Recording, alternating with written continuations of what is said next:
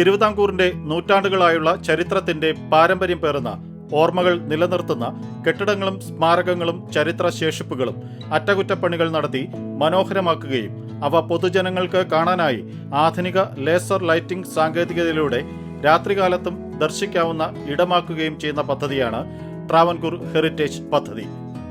Tourism വകുപ്പാണ് ഇത് ആവിഷ്കരിച്ചത്.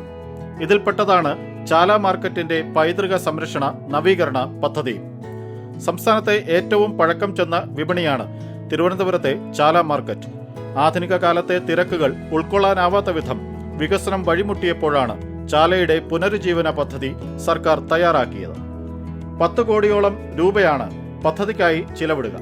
ഇതിന്റെ ആദ്യ ഭാഗമായി ചാലയിലെ പച്ചക്കറി കമ്പോളത്തിന്റെ നവീകരണം പൈതൃക ഭംഗി ചോരാതെ തന്നെ നിർവഹിച്ചു കഴിഞ്ഞു. കിഴക്കേക്കോട്ട മുതൽ കിള്ളിപ്പാലം വരെയുള്ള ചാലയിലെ പ്രധാന റോഡും ഹെറിറ്റേജ് സ്ട്രീറ്റായി മാറുകയാണ്. ഇരുഭാഗത്തും പ്രവേശന കവാടവും ഉയരും. മൊത്തം 100 കോടി രൂപ ചിലവ് വരുന്ന ട്രാവൻകൂർ ഹെറിറ്റേജ് പദ്ധതിയിലെ ബാക്കി പരിപാടികളും ഹെറിറ്റേജ് സംരക്ഷണം മുന്നോട്ട് വയ്ക്കുന്നതാണ്. പത്മനാഭപുരം മുതൽ ആറന്മുള പാർത്ഥസാരഥി ക്ഷേത്രം വരെയുള്ള പാരമ്പര്യ വാസ്തുശില്പ കെട്ടിടങ്ങളും ശേഷിപ്പുകളും ഉൾപ്പെടുത്തിയുള്ള ഹെറിറ്റേജ് സർക്യൂട്ടാണ് മറ്റൊന്ന്. തിരുവിതാംകൂറിലെ നൂറ്റാണ്ടുകളുടെ ചരിത്രപരമായ സംഭവ പരിണാമങ്ങൾ കോർത്തിണക്കിയാണ് ഈ സർക്യൂട്ട്. തിരുവനന്തപുരത്തിനും സമീപ ജില്ലകൾക്കും ടൂറിസ വികസനത്തിന് ഉതകും വിധമാണ് ഈ പദ്ധതി. പാരമ്പര്യ സ്മാരകങ്ങളെയും കെട്ടിടങ്ങളെയും അറ്റകുറ്റപ്പണികൾ നടത്തി സുന്ദരമാക്കും. തുടർന്ന് രാത്രികാല ടൂറിസത്തിനും സന്ദർശനത്തിനും ഉതകും വിധം ആധുനിക ലേസർ സാങ്കേതിക വിദ്യ ഉപയോഗിച്ചുള്ള പ്രകാശ സംവിധാനം ഒരുക്കും. കിഴക്കേക്കോട്ട മുതൽ വെള്ളയമ്പലം വരെയും കിഴക്കേക്കോട്ട മുതൽ ഈഞ്ചക്കൽ വരെയുമുള്ള 31 കെട്ടിടങ്ങൾ ഫേസ് 1ന്റെ ഭാഗമായി ലേസർ പ്രകാശ പ്രഭാപൂരിതമാകും. ഈ സംരക്ഷിത കെട്ടിടങ്ങളെ 5 സോണുകളാക്കി തിരിച്ചാണ് പദ്ധതി. വാസ്തുവിദ്യാ സംരക്ഷണത്തിലും സംരക്ഷിത പുനർനിർമ്മാണത്തിലും ഏറെ അംഗീകരിക്കപ്പെട്ട ആഭ നാരായണൻ അസോസിയേറ്റ്സിനാണ് ഇതിന്റെ നിർവഹണ ചുമതല.